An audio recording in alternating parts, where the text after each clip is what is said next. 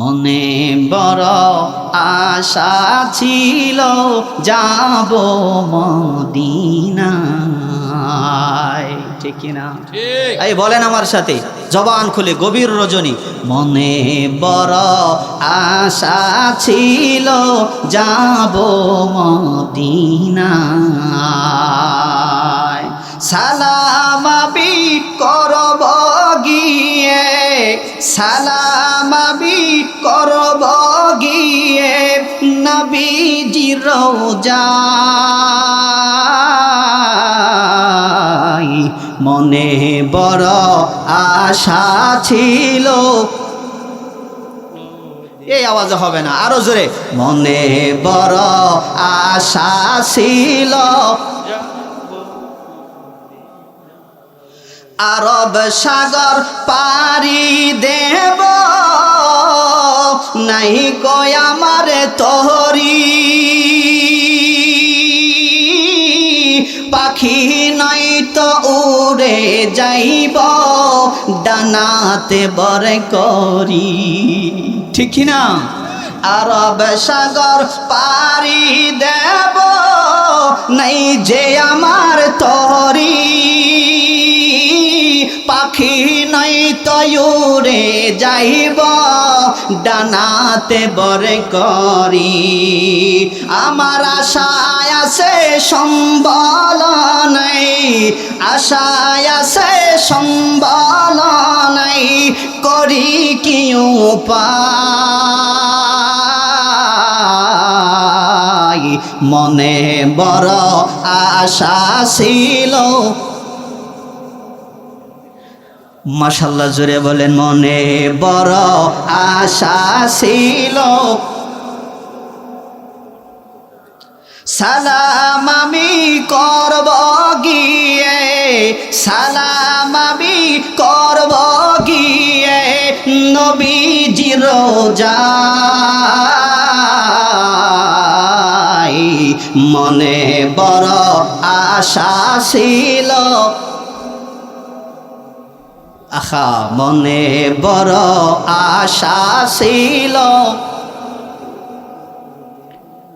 আল্লাহ যেন কবুল করেন, জোরে বলেন আমিন। আরেকটু জোরে বলেন আমিন। প্রিয় ভাইরা আমার, সেই জন্যই বলি মুসলমান, যেই রাসূলকে আল্লাহ তাআলা এত মর্যাদা দিয়েছেন, এত সম্মান দিয়েছেন, সেই নবীকেও কিন্তু মালাকুল মউত আজরাইল ছাড়ে নাই। জোরে আওয়াজ দিয়ে বলেন ভাই, কথা ঠিক কিনা? আমিন।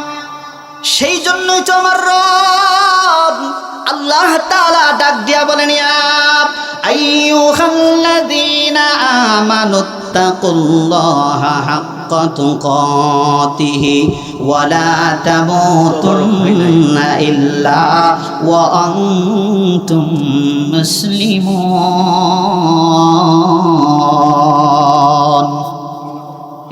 আল্লাহু আকবার। কোনো আওয়াজই নাই, জোরে বলেন আল্লাহু আকবার। প্রিয় ভাইরা আমার, ঈমান কেমন দামি জিনিসের নাম। একটা বার দিলের কান্তা লাগাইয়া কথাগুলো বোঝার চেষ্টা করেন, পর্দার আড়ালের আম্মা জানেরা বোঝার চেষ্টা করেন। আল্লাহর নবী সাল্লাল্লাহু আলাইহি সাল্লামের একজন সাহাবী, যার নাম ছিল হযরতে সালমান ফারসি রাদিয়াল্লাহু তাআলা আনহু। অনেকেই আমরা সালমান ফারসির নাম শুনে, সাহাবী ছিলেন হযরতে সালমান ফারসি রাদিয়াল্লাহু তাআলা আনহু। বহু দূর ছিল তার বাড়ি, ইরানি ছিল, ইরান দেশে বাড়ি ছিল। কোথায় বাড়ি? ইরান দেশে বাড়ি ছিল। কিতাবের ভিতরে আসছে সালমান ফারসির বাবা ছিল আগুনের পূজারী। কিসের পূজারী? আগুনের পূজারী। আগুনের পূজা করত সালমান ফারসি রাদিয়াল্লাহু তাআলা আনহু। সেই ধনাঢ্য ব্যক্তির দুলাল ছিলেন সালমান।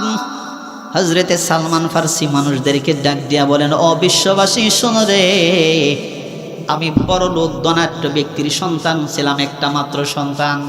আমার বাবা আমার এক ঘরের ভিতরে শিকল লাগায়া, শিকল দিয়া বেঁধে রাখতো ঘরের ভিতরে। কেন বলে, আমি যদি ঘর থেকে বাহির হয়ে যাই, ধনাঢ্য ব্যক্তির সন্তান হওয়ার কারণে মানুষ যদি অপহরণ করে ছিনতাই করে নিয়ে যায়, সেই জন্যই আমার বাবা আমার ঘরের ভিতরে শিকল দিয়া বেঁধে রাখতো, শিকল দিয়া আটকায় রাখতো। আল্লাহু আকবার বলেন। একদিন হযরতে সালমান ফারসি তার বাবাকে ডাক দিয়া বলেন, বাবা, তোমার এত সম্পত্তি, এত ধন দৌলত তোমার, আমাকে ঘরের ভিতরে তুমি আটকায় রাখো। ওরে বাবা, তুমি যদি আমার এইভাবে বেঁধে রাখো তাহলে তোমার সম্পত্তির হিসাব আমি কেমন করে মিটাবো, সম্পত্তির হিসাব আমি কেমন করে মিলাইব। বাবা বলে, কথা তো একেবারে খারাপ না, যেইভাবে আমার সন্তানকে ঘরের ভিতরে আটকে রাখতেছি, একটা মাত্র সন্তান আমার সন্তানরে যদি আমি সম্পত্তির হিসাব না বুঝাই তাহলে এই সম্পত্তির হিসাব কে মিলাইবে? ঠিক কিনা বলেন? ওয়ানাশহাদু আল্লা ইলাহা ইল্লাল্লাহু ওয়াহদাহু লা শারীকা লাহু ونشهد أن سيدنا وحبيبنا ومولانا محمدا عبده ورسوله الذي أرسله الله بالحق بشيرا ونذيرا وداعيا إلى الله بإذنه وسراجا منيرا. أما بعد فقد قال الله تعالى في كلامه المجيد والفرقانه الحميد. أعوذ بالله من الشيطان الرجيم. بسم الله الرحمن الرحيم.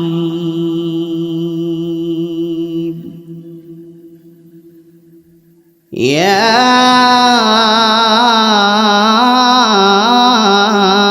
أيها الذين آمنوا اتقوا الله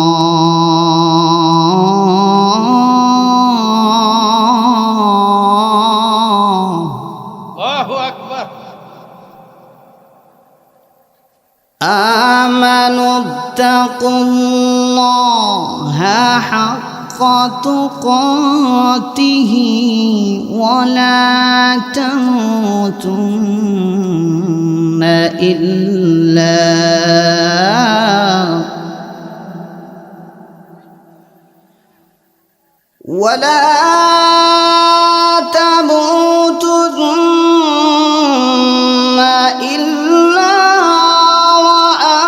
وأنتم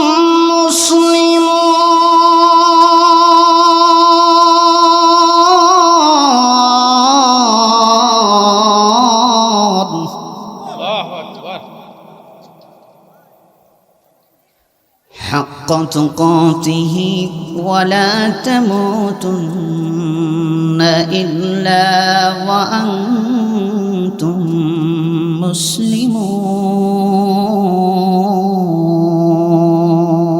مسلمون. الله أكبر. صدق الله المولانا العظيم. وقال تعالى إن الله وملائكته يصلون على النبي يا أيها الذين آمنوا صلوا عليه وسلموا تسليما. জবান খুলে একটা জবানও বন্ধ থাকবে না, নামাজের দুরূদ পড়ব। সকলেই পড়ি, আল্লাহুম্মা সাল্লি আলা محمد وعلى آل محمد كما صليت على إبراهيم وعلى آل إبراهيم إنك حميد مجيد. পারি তো আমরা সবাই নাকি? এতগুলো মানুষের আওয়াজ তো এটা হওয়ার কথা না, একটু বেশি হবে তো ইনশাআল্লাহ। আল্লাহুম্মা বারিক আলা محمد وعلى آل محمد كما باركت على إبراهيم وعلى آل إبراهيم إنك حميد مجيد محمد نے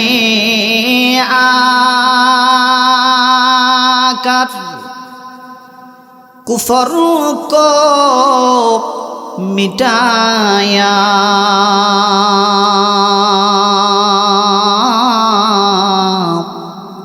کفر کو مٹا کر صدقت کو بتایا بلغ العلا بکمالہ کشف الدجا بجمالہ حسنت جمیع خصالہ صلوا علیہ وآلہ হে দয়াময় জান্নাতে দিও আমার মাকে জোরে বলেন আমিন আমিন হয় নাই পিছনের ভাইরা যুবক ভাইরা জোরে মোহাব্বতে বলেন আমিন আমিন হে দয়াময় জান্নাতে দিও আমার বাবাকে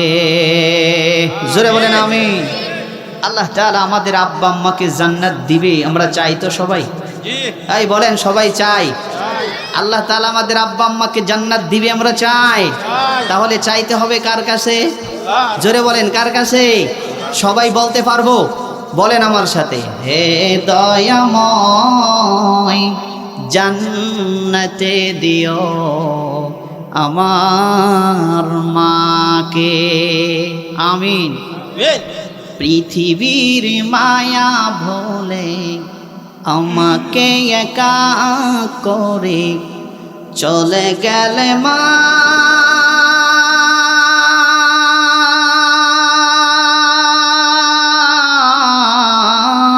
গো জানি আর আসবে না সুহাগ মাখামুখী ডাকিতে আমাকে হে দয়াময় জান্নাতে দিও আমার মাকে আমিন হে দয়াময় জান্নাতে দিও আমার বাবাকে আমিন দূর থেকে দেখি মাগো কবর তোমার হবে না তোমার সাথে দেখা আমার ঠিক কিনা ঠিক দূর থেকে দেখি মাগো কবর তোমার হবে না তোমার সাথে দেখা আমার কেন চলে গেলে মাগো একা করে কেন হারালে মা কেন হারালে হে দয়াময় জান্নাতে দিও আমার মাকে আল্লাহুম্মা আমিন হে দয়াময় জান্নাতে দিও আমার বাবাকে জোরে একসাথে বলেন আমিন আমিন আল্লাহ তাআলা যেন আমাদের আব্বা আম্মার গোটা জিন্দেগির গুনাহগুলো মাফ করে কবরগুলো জান্নাতের বাগান বানায় দেয় জোরে চিল্লায় মুহাব্বতে বলেন আমিন লা ইলাহা ইল্লাল্লাহ লা ইলাহা জোরে আওয়াজ দিয়া যুবক ভাইরা আওয়াজ দিয়া লা ইলাহা ইল্লাল্লাহ জোরে লা ইলাহা ইল্লাল্লাহ লা ইলাহা বাইরে বহু দূরে মদিনায় আমরা কেমনে যাইব জানি না, হায়রে বহু দূরে মদিনায় আমরা কেমনে যাইব জানি না। দয়া কর দয়ার আল্লাহ, দয়া কর দয়ার আল্লাহ, মিঠাও মনের বাসনা, লা ইলাহা ইল্লাল্লাহ লা ইলাহা জুরে লা ইলাহা।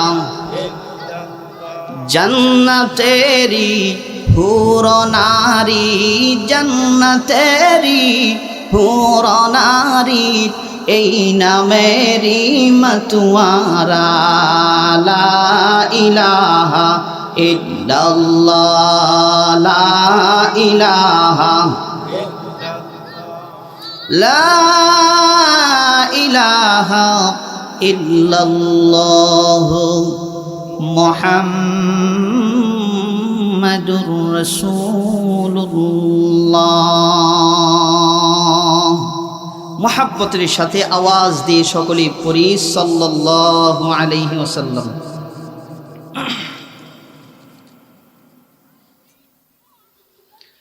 ঐতিহ্যবাহী টাঙ্গাইল জেলা নাগরপুর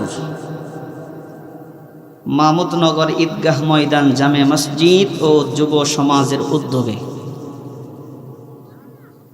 12তম ওয়াজ ও দোয়া মাহফিলের সম্মানিত সভাপতি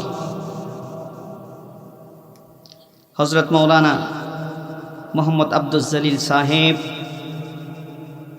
সভাপতি অত্র মসজিদ ও ধর্মীয় শিক্ষক মাহমুদনগর উচ্চ বিদ্যালয়, আল্লাহ তাআলা হযরতের হায়াতের ভিতরে বরকত দান করুন, জোরে বলি আমিন। প্রধান অতিথি জনাব খন্দকার মোহাম্মদ নজরুল ইসলাম সাহেব, বিশিষ্ট সমাজসেবক মাহমুদনগর, আল্লাহ তাআলা প্রিয় ভাইকে ইসলামের খাদেম হিসাবে কবুল করুন, আমিন। বিশেষ মেহমান, বিশেষ অতিথি জনাব হাজী মোহাম্মদ আব্দুল মান্নান মিয়া সাহেব, আল্লাহ তাআলা আমার এই প্রিয় কলিজার টুকরা ভাইকে ইসলামের জন্য কবুল করুন, আমিন। আমিন। মাহফিল পরিচালনায় যিনি আছেন হযরত মাওলানা আব্দুল হালিম সাহেব, ইমাম ও খতিবত্র মসজিদ, যিনি বারবার আমার সাথে যোগাযোগ করেছেন আমাকে দাওয়াত দেওয়ার পরে, অনেক পরিশ্রম মেহনত করে আজকে এই মাহফিলের সফলতার দ্বার প্রান্তে নিয়ে আসছেন। আল্লাহ তাআলা আমার এই প্রিয় ভাইকে ইসলামের জন্য কবুল করুন, আমিন।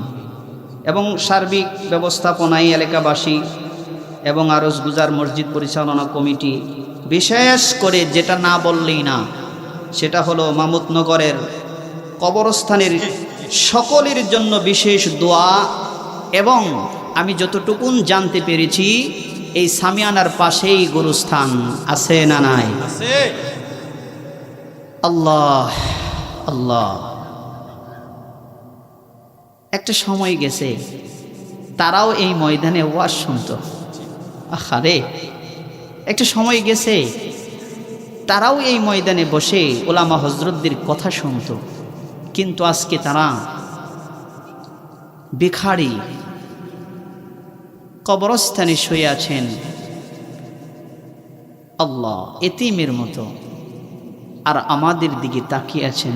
দেখি আমার কলিজার টুকরা সন্তান, আমার কলিজার টুকরা নাতি, আমার কলিজার টুকরা বাবা বা মা এই মাহফিলে এসে আমার জন্য কিছু রুনাজারি করে কিনা। কারণ ওরা তো আর কিছু করতে পারবে না, আমলের দায়িত্ব আল্লাহ ওদের বন্ধ করে দিয়েছেন। এখন আমরা যা হাদিয়া পাঠাবো এটা আল্লাহ তাআলা তাদের জন্য কবুল করবেন, এবং আমাদের মুনাজাতের মাধ্যমে হতে পারে আল্লাহ তাআলা তাদের তামাম জিন্দেগির গুনাহ মাফ করে কবর জান্নাতের বাগান বানিয়ে দিতে পারে, আমিন। আল্লাহ যেন তাই করেন। বিশেষ করে আমি এই জন্যই প্রথমে এটা বলে নিলাম, আজকে আমরা যারা এখানে আসি, আগামীকালকে আমরাও কিন্তু এই গুরুস্থানে শুভ, ঠিক কিনা বলেন?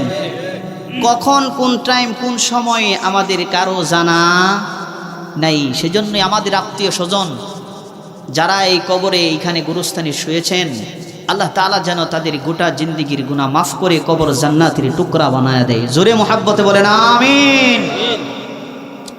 মুহতারাম মুআজ্জাজ হযরত উলামায়ে কেরাম, পিতৃতুল্য মুরব্বিয়ান, কলিজার টুকরা যুবক ভাইয়েরা, পর্দার আড়ালে সম্মানিতা মা এবং বোনেরা, সর্বপ্রথম আমি আপনাদের কাছে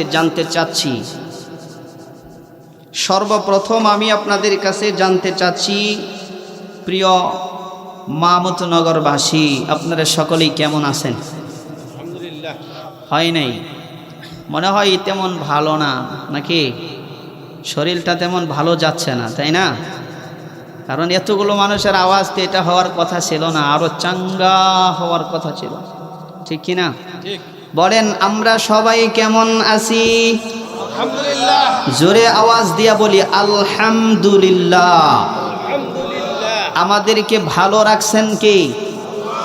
ভালো রাখার মালিক কে? যিনি ভালো রাখতে পারেন তিনি কে? আল্লাহ। আচ্ছা বলেন তো দেখি, আল্লাহর নাম জবান থেকে উচ্চারণ করতে কারো কি কৃপণতা ভাব আসতেছে? না। কারো কি একটু লজ্জা লাগতেছে? যদি কারো কৃপণতা ভাব প্রকাশ হয়, লজ্জা ভাব প্রকাশ হয়, মনে করবেন ওর ইমানের ভিতরে ভেজাল আছে। ঠিক। আওয়াজ দিয়া বলেন ঠিক কিনা? সেই জন্যই আওয়াজ চাঙ্গা হবে না ছোট হবে? আওয়াজ আস্তে হবে না জোরে হবে? জোরে হবে তো? জোরে হবে তো ইনশাআল্লাহ? বলেন নারায়ে তাকবীর।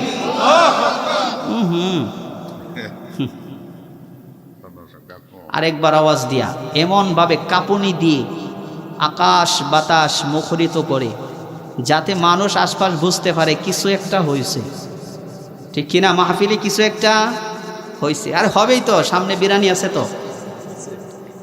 জোরে আওয়াজ দিয়া লিল্লাহে তাকবীর।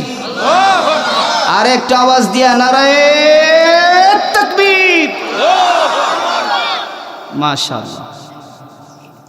আল্লাহ তাআলা মাহফিলকে কবুল করুন, জোরে বলুন আমিন। আমাদেরকে সুস্থতা রাখছেন কে?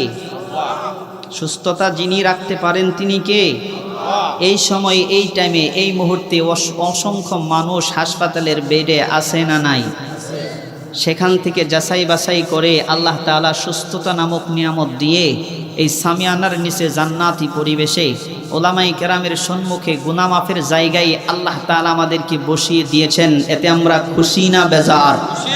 জোরে চিল্লায়া বলি আলহামদুলিল্লাহ। আল্লাহ তাআলা কবুল করুন, জোরে বলুন আমিন। প্রিয় ভাইয়েরা আমার, ভূমিকায় কোনো আলোচনা করব না, রাত্র অনেক গভীর, কিছু সময় আলোচনা করব ইনশাল্লাহ, যতটুকুন আপনাদের ইস্পিহা পাওয়া যাবে, আপনাদের আগ্রহ পাওয়া যাবে ইনশাআল্লাহ। ইখলাসের সাথে আমি বলার চেষ্টা করব, আপনিও ইখলাসের সাথে শোনার চেষ্টা করবেন, কারণ ইখলাস না থাকলে কথার ভিতরে কোনো ফায়দা আসবে। আম্মা জানেরা যারা বসছেন, আলোচনা ইখলাসের সাথে বসে বসে শুনেন। এমন কিছু আলোচনা করব যেটা পুরুষের জন্য প্রযোজ্য। অসংখ্য মা বোনেরা আছেন, আমার মনে করি পুরুষের চাইতে 4 ডবল। আয় কথা বলেন ঠিক কি না? আমার একটা আইডিয়া আর কি, কারণ এখানে যা ভাব বোঝা যাচ্ছে, আমি যখন আসতেছিলাম তখনও দেখছি অসংখ্য মা বোনেরা রাস্তা দিয়ে মাহফিলের প্যান্ডেলের দিকে আসতেছে। আশা করি আমার যতটুকুন অভিজ্ঞতার ভিতরে দিয়ে বলতে চাচ্ছি, আমরা পুরুষ যারা এখানে যতটুকু আছি তার থেকে 4 ডবল বেশি হবে। জোরে বলেন ঠিক কিনা? প্রিয় ভাইয়ার আমার, আম্মা জানেরা, কথা ভালো করে শোনেন। আমি আপনাদের সম্মুখে সূরা আলে ইমরানের 102 নম্বর আয়াতে কারিমা তেলাওয়াত করেছি। বুঝে থাকলে বলেন সূরার নাম কি? সূরা আলে ইমরান, আয়াতের সংখ্যা 102 নম্বর আয়াতে কারিমা আমি তেলাওয়াত করেছি। এখন আমি আপনাদের কাছে জানতে চাচ্ছি যে আল্লাহ তাআলা যেই কিতাব আমাদেরকে দিয়েছেন আর যেই কিতাব থেকে আমি তেলাওয়াত করেছি, এই কিতাবের দাম আছে না নাই? কথা হয় নাই, আওয়াজ দিয়া বলেন আছে কি না? এখন বলেন আম্মা জানেরা যারা আছেন তারাও শোনেন আর আপনারাও শোনেন, আমাদের ঘরে কি এই কিতাব কোরআন আছে? সবার ঘরে আছে তো আছে, কিন্তু কদর, জোরে বলেন কদর, ইজ্জত নাই, কদর নাই, সম্মান নাই। বলে সবার ঘরে আছে, ড্রেসিং টেবিলের উপরে, আলমারির উপরে, শোকেজের উপরে, দেওয়ালের উপরে, তক্তার উপরে, বাহিরের ধুলাবালি যায়া বছরের পর বছর কোরআন পড়ে আছে, ময়লা যুক্ত হয়ে আছে, একটা দিনের জন্য ধরা হয় না, শোনা হয় না, কদর করা হয় না, তেলাওয়াত করা হয় না, এমন ঘর আছে না নাই? আমরা তো বলি আল্লাহ তুমি আমার ঘরটা জান্নাতি ঘর বানাইয়া দাও, আল্লাহ আমার ঘরে তুমি শান্তি দাও, স্বামী স্ত্রীর ভিতরে মিল মোহাব্বত ভালোবাসা দাও, বলি কি বলি না? বলি তো নাকি? কিন্তু ঘরের ভিতরে শান্তি আসে না, স্বামী স্ত্রীর ভিতরে কদর নাই, মিল নাই, ভালোবাসা নাই, মোহাব্বত নাই। বলে কেন? বলে কোরআনুল কারীমকে অপমান করার কারণে। অপমান কিভাবে? বলে কোরআনুল কারীম বছরের পর বছর ঘরের ভিতরে পড়ে আসে, একটা বারের জন্য কোরআনের পাশে যাওয়া হয় না, কাছে যাওয়া হয় না, তেলাওয়াত করা হয় না, বছরের পর বছর চলে যাচ্ছে। বলে স্টার জলসার জি বাংলা ঘরের ভিতরে আছে, কিন্তু কোরআনুল কারীমের আওয়াজ তেলাওয়াত ঘরের ভিতরে নাই। জোরে বলেন কথা ঠিক কিনা? আজকে যদি আপনার ঘর জান্নাতি ঘর বানাইতে চান, স্বামী স্ত্রীর ভিতরে যদি ভালোবাসা, মিল মোহাব্বত, ভালোবাসা দেখতে চান, পয়গম্বর আরবি সাল্লাল্লাহু আলাইহি সাল্লাম বলেছেন, ও উম্মতেরা, ঘরের ভিতরে কোরআনুল কারীমের তেলাওয়াত চালু করো, কোরআনুল কারীমের আওয়াজ চালু করো। আল্লাহর কসম করে বলি, ঘর আল্লাহ তাআলা জান্নাতি ঘর বানিয়ে দিবে। স্বামী স্ত্রীর ভিতরে ভালোবাসা, মিল মোহাব্বত দিয়ে আল্লাহ তাআলা ভরপুর করে দিবে। সেজন্য আমরা রাজি আছি তো সবাই কোরআনুল কারীমের তেলাওয়াত করব। জোরে আওয়াজ দিয়া বলেন ইনশাআল্লাহ। মা বোনেরা যারা আছেন পর্দার আড়াল থেকে ওয়াজ শুনতেছেন, নিয়ত করেন সকাল বিকাল কোরআনুল কারীমের তেলাওয়াত করবেন ইনশাআল্লাহ। আল্লাহ তাআলা কবুল করুন, জোরে বলুন আমিন। আল্লাহ সুবহানাহু ওয়া তাআলা আমাদেরকে হাজারো রকমের নিয়ামত দিয়েছেন পৃথিবীতে। দিছেন কি দেন নাই বলেন তো? এই নিয়ামতের অস্বীকার করতে পারবো আমরা কেউ? অস্বীকার করা যাবে? আল্লাহ তাআলা যদি আমাদের কাছ থেকে নিয়ামতগুলো কেড়ে নেয়, উঠায়া নেয়, কোনো মানুষ দুনিয়াতে থাকতে পারবে? বাঁচতে পারবে? সম্ভব? বলে না। কেউ উঠবো না, কিন্তু আলোচনা শুরুই করি নেই, উঠবেন না। প্রিয় ভাইয়েরা আমার, শুনেন, দিলের কান আছে তো নাকি? মনোযোগ দিতেছেন? এদিকে তাকান, সবাই আমার দিকে তাকান। আল্লাহ তাআলার দামি কিছু নিয়ামত আল্লাহ তাআলা আমাদেরকে দিয়েছেন। রবের সব নিয়ামতগুলাই দামি, তবে স্পেশাল কিছু দামি নিয়ামত আল্লাহ তাআলা আমাদেরকে দিয়েছেন। তার ভিতরে একটা হলো অক্সিজেন। বলেন একটা কি? অক্সিজেন। এই অক্সিজেন নামক নিয়ামত যদি আল্লাহ তাআলা 5 মিনিটের জন্য বন্ধ করে দেয়, কোনো মানুষ বাঁচতে পারবে? কোনো পুরুষ, কোনো মহিলা, কোনো প্রাণী যার ভিতরে প্রাণ আছে, কেউ বাঁচতে পারবে? 5 মিনিটের জন্য যদি স্টপ বন্ধ করে দেয়, স্টপ, বাঁচতে পারবে না। তাহলে এই নিয়ামতটা দামি না কম দামি বলেন তো? করোনাকালীন সময়ে আমরা দেখছি তো অক্সিজেন নিয়ে কত লাফালাফি, ঠিক কিনা বলেন? কত দৌড়াদৌড়ি। কিন্তু আল্লাহর দেওয়া অক্সিজেন টাকা লাগে না, বিনা মূল্যে, বিনা পয়সায় আল্লাহ তাআলা আসমানের নিচে জমিনের বুকে বন্টন করে রাখছেন। সুবহানাল্লাহ। এই কোনোদিন 1 টাকা দিছেন? এই অক্সিজেন যে আমরা গ্রহণ করতেছি, দিছেন কোনোদিন? দেন নাই। মুসলমান ভাইয়ের আমার, কথাগুলো মনোযোগ দিয়ে বোঝার চেষ্টা করবেন। পর্দার আড়ালের কলিজার টুকরা আম্মা জানারা একটু দিলের কানটা লাগায় কথাগুলো বোঝার চেষ্টা করবেন। আমার আল্লাহ তাআলা অক্সিজেন নামক দামি নিয়ামতের কন্ট্রোল দুনিয়ার কোনো মানুষের হাতে দেয় নাই, দিয়েছেন নাকি? অক্সিজেন নামক নিয়ামতের কন্ট্রোল আমার আল্লাহ তাআলা দুনিয়ার কোনো মানুষের হাতে দেয় নাই, দুনিয়ার কোনো রাজা বাদশাহ এমপি মন্ত্রী চেয়ারম্যান মেম্বার মাতবরের হাতে আল্লাহ দেয় নাই।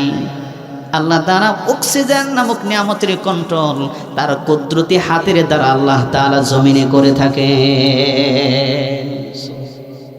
আল্লাহ তাআলা যদি অক্সিজেন নামক কন্ট্রোল যদি কোনো রাজা বাদশাহ এমপি মন্ত্রীর হাতে দিত, মনে করেন যদি ক্ষমতাশীল ব্যক্তির হাতে দিত, তাহলে বিরোধী দল থাকতে পারতো?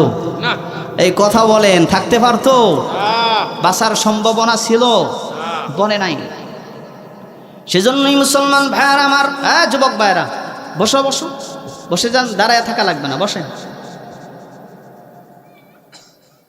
এই দামি নিয়ামতটা আল্লাহ তাআলা এরকমটা না যে ব্যক্তি গরিব মানুষ তার কাছে আল্লাহ তাআলা কম রাখছেন, যে ব্যক্তি ধনী মানুষ তার কাছে বেশি রাখছে, যে মানুষটা বড় সুন্দর তার কাছে বেশি রাখছে, যে মানুষটা কালো তার কাছে কম রাখছেন, এরকমটা না।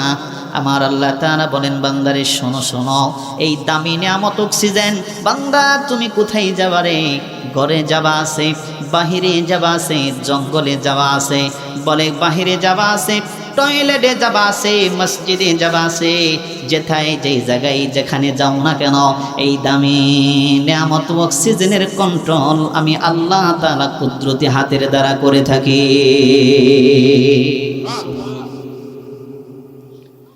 মুসলমান ভাইরা আমার, সেই জন্যই দিলের কান লাগায় কথাগুলো বোঝা লাগবে। এটা হলো 1 নাম্বার। 2 নাম্বার হলো দামি আরেকটা নিয়ামতের নাম হলো মহাগ্রন্থ আল কোরআনুল কারীম। সুবহানাল্লাহ, আওয়াজ দিয়া বলেন। এটা এমন দামি একটি নিয়ামত, বলে আল্লাহ তাআলা আসমানের নিচে জমিনের বুকে কেন দিয়েছেন জানেন? আল্লাহ তাআলা বলছেন, হুদাল লিল মুত্তাকিন।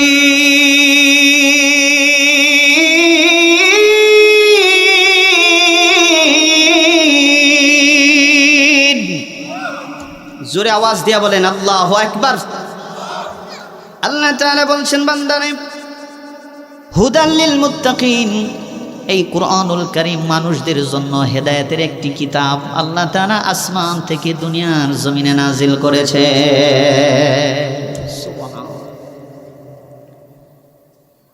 কোন মানুষ যদি নারী হোক আর পুরুষ হোক, কলিজার টুকরা আম্মা জানেরা, দিলের কান লাগায় কথাগুলো বোঝার চেষ্টা করেন। কোন মানুষ যদি তার ব্যক্তিগত জীবন, তার রাষ্ট্রীয় জীবন, পারিবারিক জীবন, সাংসারিক জীবন, ব্যক্তিগত জীবন, বলে কোরআনুল কারীমের হুকুম অনুযায়ী যদি তার জীবনটাকে পরিচালনা করতে পারে, আমার আল্লাহ তাআলা কাল কিয়ামতের ময়দানে কোরআনুল কারীমকে অর্ডার দিয়ে দিবেন। কোরআনুল কারীম কাল কিয়ামতের দিন ওই ব্যক্তির জন্য সুপারিশ করে আল্লাহর জান্নাতে নিয়ে যাবে।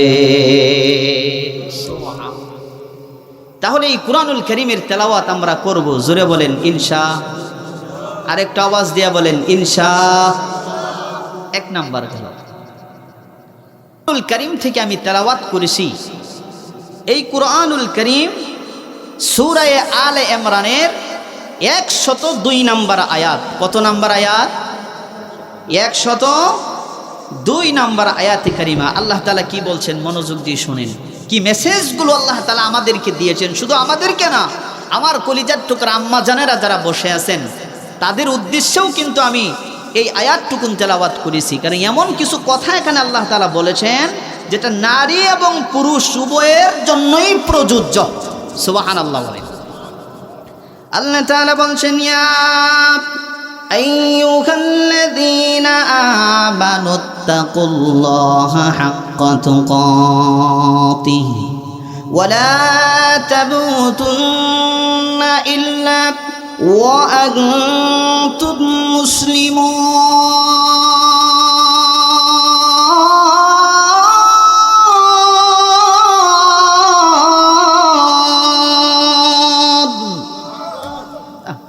আপনাদের আল্লাহু আকবারের আওয়াজে বোঝা যায় 4 দিন ধরে একজনেও খায় না।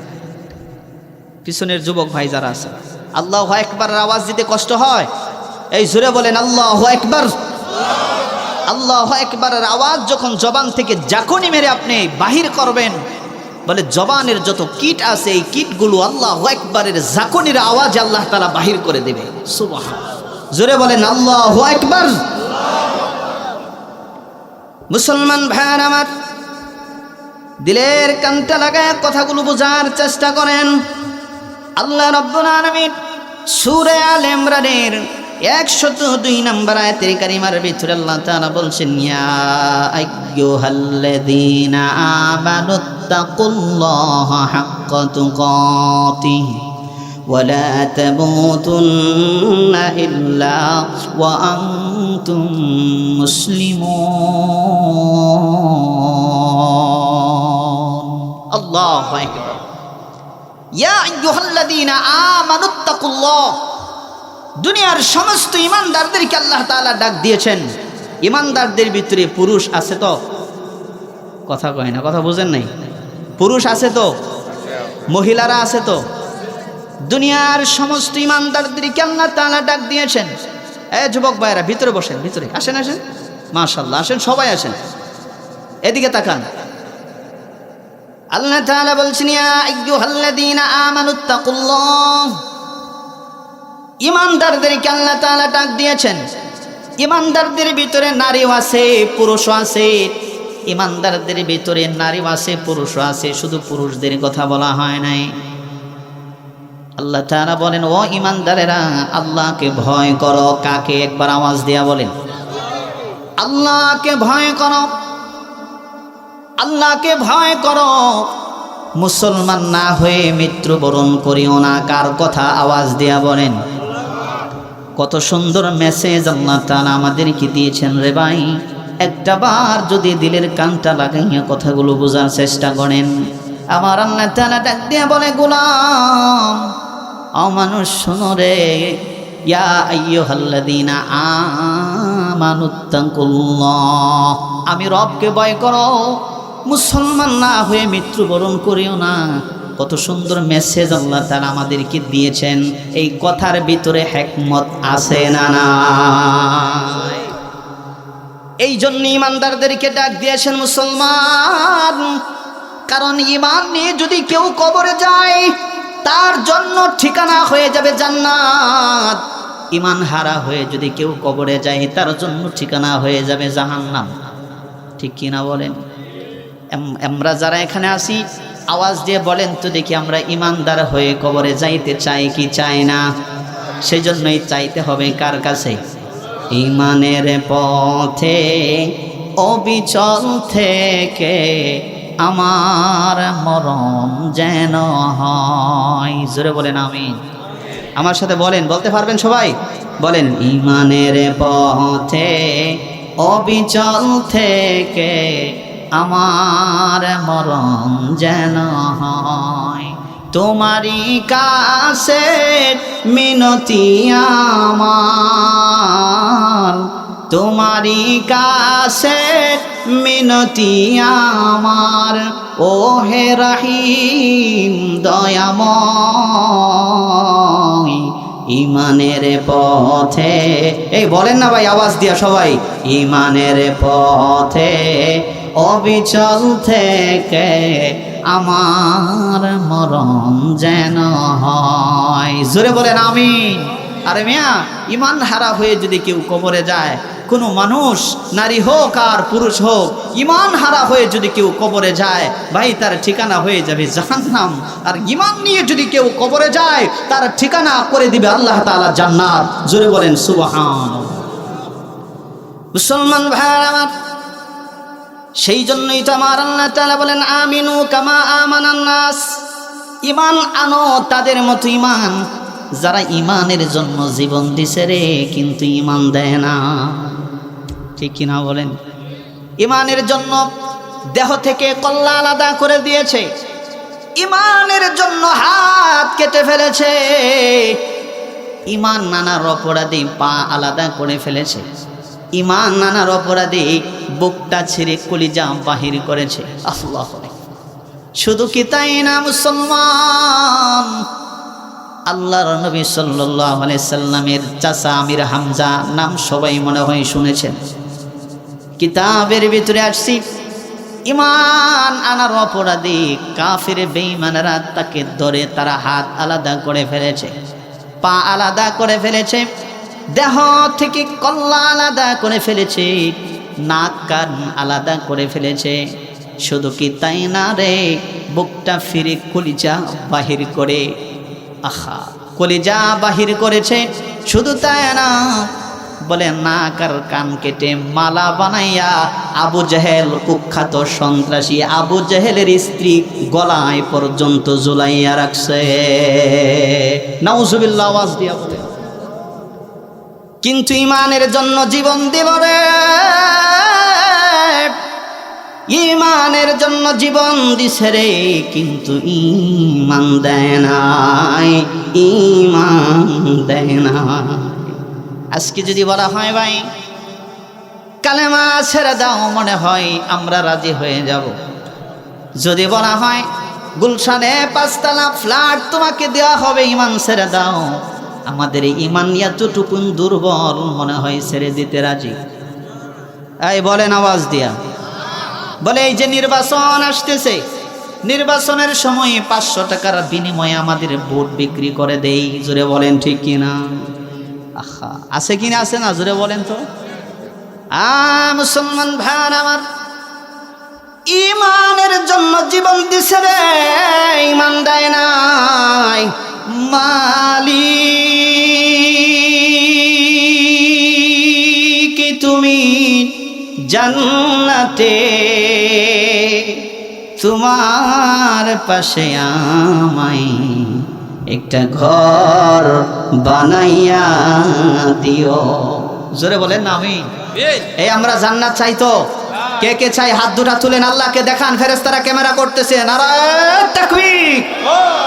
আল্লাহ যেন আমাদেরকে জান্নাত দান করে দেয়, আমিন। সেজন্য চাইতে হবে কার কাছে? মালিক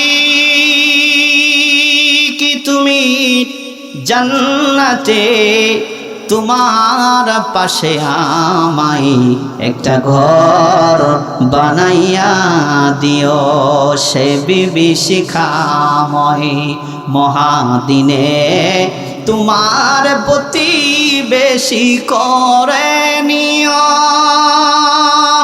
মালিক তুমি জান্নাতে, তোমার পাশে আমায় একটা ঘর বানাইয়া দিও। সুরে বলে না আমি। মরা তো লাগবেই, মরণ তো আসবেই। মরণ থেকে কেউ পালাতে পারবে? এই বলেন, মরণ থেকে কেউ পালাতে পারবে? মৃত্যুর থেকে কেউ বাঁচতে পারবে? পারা যাবে? বলে না, কেউ বাঁচতে পারবে না। মৃত্যু যে কত ভয়ানক, কত ভয়ঙ্কর। এই কবরস্থানে যারা শুয়ে আছেন তাদেরকে জিজ্ঞাসা করেন না, দুনিয়া থেকে বিদায় যখন নিয়েছে কেমন ভাবে নিয়েছে? আহা, কত কষ্ট, কত যন্ত্রণা। মুসলমান ভাইয়ের আমার, কথায় কথা মনে হয়ে যায় আল্লাহ রাব্বুল আলামিন দুনিয়ার জমিনে সর্বশ্রেষ্ঠ একজন মানুষ, যার নাম হলো মুহাম্মদুর রাসূলুল্লাহ, আমার আপনার নবী সাল্লাল্লাহু আলাইহি ওয়াসাল্লাম, তাকেও কিন্তু মৃত্যু ছাড় দেয় নাই। আওয়াজ দিয়ে বলেন ঠিক কিনা? ছাড় দেয় নাই রে।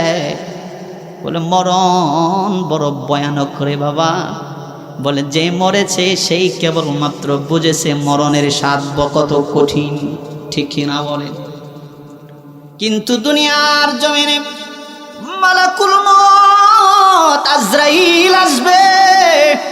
বলে যার মৃত্যু যেখানে লেখা আছে রে, সেইখানেই আজরাইল যাইবে। কারো কাছে কোনো অনুমতি লাগবে না, অনুমতি চাবার আজরাইলের কোনো প্রয়োজন পড়ে না, কোনো দরকার পড়ে না। আপনি সফলতা দুনিয়ার জমিনে অর্জন করছেন কি করেন নাই, এটা কিন্তু আজরাইল দেখবে না। আপনি ছোট না বড় এটাও আজরাইল দেখবে না। আপনি ধনাঢ্য কিনা সেটাও দেখবে না। আপনি শিক্ষিত না অশিক্ষিত সেটাও কিন্তু আজরাইল দেখবে না। বলে যার মরণ যেখানে আছে রে মালাকুল মউত আজরাইল সেখানেই যাবে। আওয়াজ দিয়া বলেন ঠিক কিনা? ঠিক। মুসলমান ভাইয়ার আমার, কিন্তু দুনিয়ার জমিনে একটা মাত্র ঘর, যেই ঘরের ভিতরে ঢোকার জন্য আজরাইল পারমিশন চায়।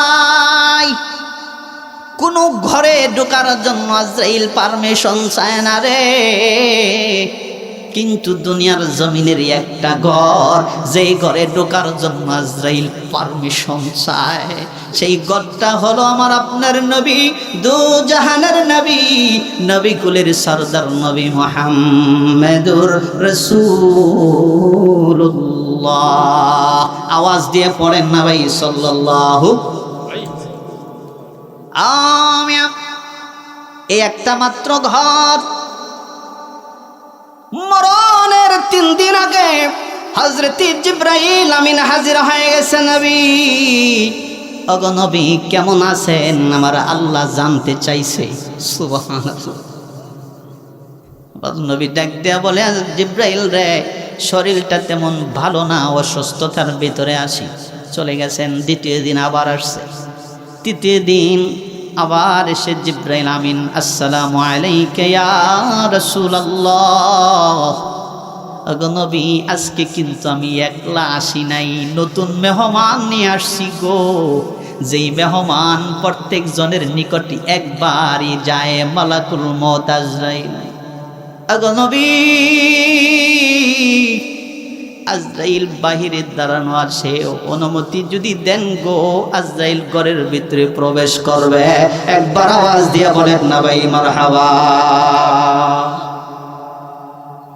অনুমতি চাই, অনুমতি। নবী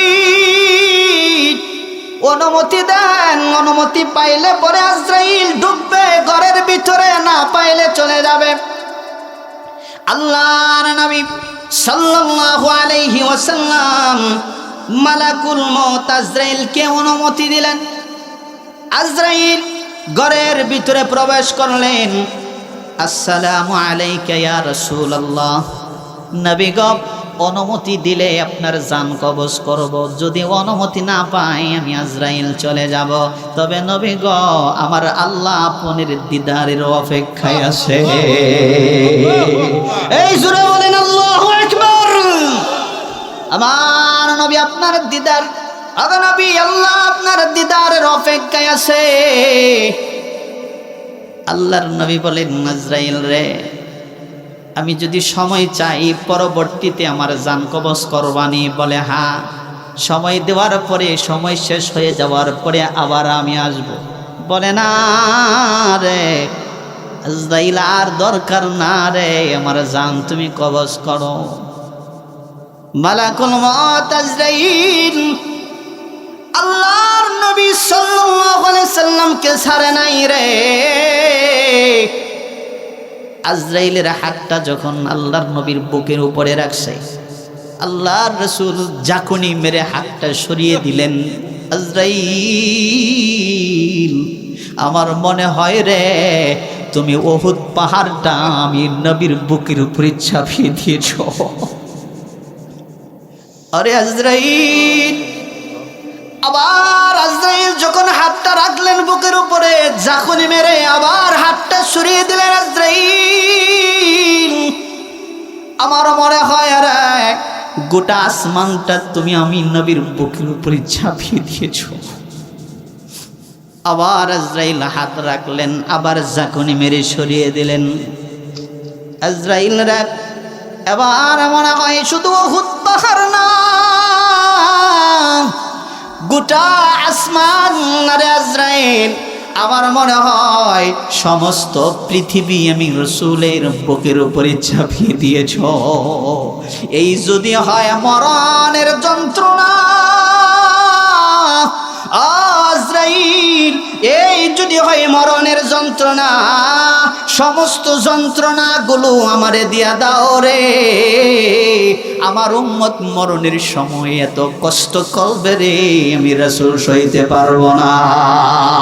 আল্লাহু আকবার আওয়াজ দিয়া বলেন। মুসলমান ভাইয়ের আমার, সেই নবী, যেই নবী মরণের সময় আমাদেরকে বলে নাই, সেই নবীর আদর্শের উপরে থাকার দরকার আছে না নাই? বলে দোয়া করবেন, আল্লাহ জীবনে একবার হলেও আমার রাসূলকে স্বপ্নে যুগে একবার দেখাইয়া দিও। বলে রাসূলকে তো আমরা দেখতে পাই না এখন, ঠিক কিনা? আওয়াজ দিয়া বলেন। ও মিয়া, ওই মদিনাওয়ালার রাসূলের আদর্শই যদি আদর্শবান হতে পারেন, কাল কিয়ামতের ময়দানে রাসূল সুপারিশ করে আল্লাহর জান্নাতে পৌঁছায়া দিবে। জোরে বলেন সুবহানাল্লাহ। আমিন। জীবনে তো রাসূলকে দেখতে পারি নাই, কিন্তু যেই নবী মদিনায় শুয়ে আছে রে বাবা, সেই মদিনায় যাওয়ার মতো নিয়ত আমাদের আছে। রাসূলের রওজা মুবারক জিয়ারত করার নিয়ত আছে সবার। এই দুই হাত তুলে দেখান, দুই হাত তুলে দেখান কার কার নিয়ত আছে। রাসূলের রওজা মুবারক জিয়ারত করার নিয়ত আছে সবার। নারায়ে তাকবীর। আল্লাহ তাআলা কবুল করুন। জোরে বলুন আমিন। আর একটু আওয়াজ দিয়া বলেন আমিন। মনে বড় আশা ছিল যাব মদিনায়, ঠিক কিনা? এই বলেন আমার সাথে, জবান খুলে, গভীর রজনী। মনে বড় আশা ছিল যাব মদিনায়, সালামি করব গিয়ে, সালামি করব গিয়ে নবীজির রওজায়। মনে বড় আশা ছিল। এই আওয়াজে হবে না, আরো জোরে। মনে বড় আশা ছিল আরব সাগর পাড়ি দেব, নাই কয় আমার তরি, পাখি নাই তো উড়ে যাইব ডানাতে বরে করি, ঠিক না? আরব সাগর পাড়ি দেব, নাই যে আমার তরি, পাখি নাই তো উড়ে যাইব ডানাতে বরে করি। আমার আশায় আছে সম্বল নাই, আশায় আছে সম্বল নাই, করি কি উপায়। মনে বড় আশা ছিল। মাশাআল্লাহ, জোরে বলেন। মনে বড় আশা ছিল,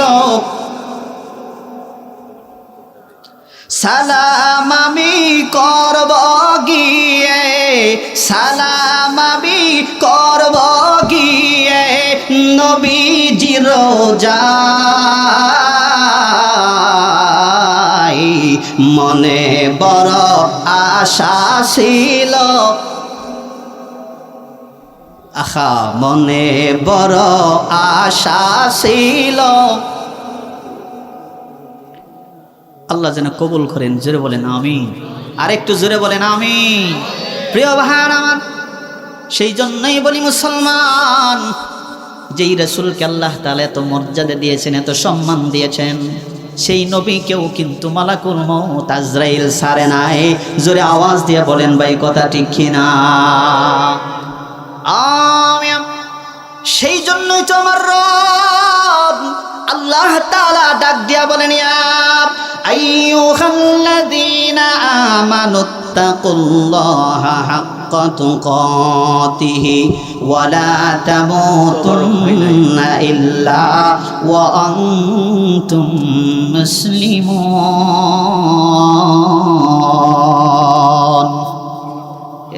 আল্লাহু আকবার। কোনো আওয়াজই নাই। জোরে বলেন আল্লাহু আকবার। আল্লাহু আকবার। প্রিয় ভাইরা আমার, চলবে তো? চলবে ইনশাআল্লাহ। চলবে ইনশাআল্লাহ। আরো কিছু সময় চলবে। যুবক ভাইরা, যাওয়া যাবে না ইনশাআল্লাহ? ঠিক আছে, যাওয়া যাবে না, সবাই থাকবেন, আখিরি মোনাজাত করে যাব ইনশাআল্লাহ। প্রিয় ভাইয়ার আমার, ইমান কেমন কেমন দামি জিনিসের নাম, একটা বার দিলের কানটা লাগাইয়া কথাগুলো বোঝার চেষ্টা করেন, পর্দার আড়ালের আম্মা জানেরা বোঝার চেষ্টা করেন। আল্লাহর নবী সাল্লাল্লাহু আলাইহি সাল্লামের একজন সাহাবী যার নাম ছিল হযরতে সালমান ফারসি রাদিয়াল্লাহু তাআলা আনহু। অনেকেই আমরা সালমান ফারসির নাম শুনে, সাহাবী ছিলেন হযরতে সালমান ফারসি রাদিয়াল্লাহু তাআলা আনহু। বহু দূর ছিল তার বাড়ি, ইরানি ছিল, ইরান দেশে বাড়ি ছিল। কোথায় বাড়ি? ইরান দেশে বাড়ি ছিল। কিতাবের ভিতরে আসছে সালমান ফারসির বাবা ছিল আগুনের পূজারী। কিসের পূজারী? আগুনের পূজারী, আগুনের পূজা করত। সালমান ফারসি রাদিয়াল্লাহু তাআলা আনহু সেই ধনাঢ্য ব্যক্তির দুলাল ছিলেন সালমান। হযরতে সালমান ফারসি মানুষদেরকে ডাক দিয়া বলেন, ও বিশ্ববাসী শোনো রে, আমি বড় লোক ধনাঢ্য ব্যক্তির সন্তান ছিলাম, একটা মাত্র সন্তান। আমার বাবা আমার এক ঘরের ভিতরে শিকল লাগায়া, শিকল দিয়া বেঁধে রাখতো ঘরের ভিতরে। কেন কেন? বলে আমি যদি ঘর থেকে বাহির হয়ে যাই, ধনাঢ্য ব্যক্তির সন্তান হওয়ার কারণে মানুষ যদি অপহরণ করে ছিনতাই করে নিয়ে যায়, সেই জন্যই আমার বাবা আমার ঘরের ভিতরে শিকল দিয়া বেঁধে রাখতো, শিকল দিয়া আটকায় রাখতো। আল্লাহু আকবার বলেন। একদিন হযরতে সালমান ফারসি তার বাবাকে ডাক দিয়া বলেন, বাবা তোমার এত সম্পত্তি, এত ধন দৌলত তোমার, আমাকে ঘরের ভিতরে তুমি আটকায় রাখো। ওরে বাবা, তুমি যদি আমার এইভাবে বেঁধে রাখো, তাহলে তোমার সম্পত্তির হিসাব আমি কেমন করে মিটাবো? সম্পত্তির হিসাব আমি কেমন করে মিলাইব?